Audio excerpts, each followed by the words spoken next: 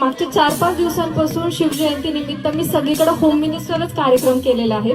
त्यामुळे तुमच्या सगळ्या या तरुण मंडळाचे या युवकांचे विशेष कौतुक आहे की तुम्ही माता भगिनींना शिवजयंतीचा खऱ्या अर्थाने त्यांना आनंद लुटता यावा यासाठी असे होम मिनिस्टरचा कार्यक्रम आयोजित करताय आणि आगळ्या वेगळ्या पद्धतीने शिव स्मारकाला वंदन करताय, याबद्दल हे खरंच खूप कौतुक आहे। सगळ्या कार्यक्रमांमध्ये मी वेगवेगळा संदेश द्यायचा प्रयत्न केलेला आहे। आज थोडासा वेगळा संदेश देऊ पाहतेय।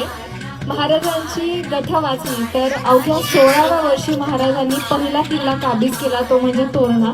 आणि आत्ताचे युवक बघितलं आपण तर 25व्या वयात येऊन सुद्धा युवकांना लक्षात येत नाही की आपलं ध्येय काय गाठता आलं पाहिजे किंवा दिवस कसा व्यतीत केला पाहिजे किंवा आयुष्याची कीर्ती काय गाजवली पाहिजे।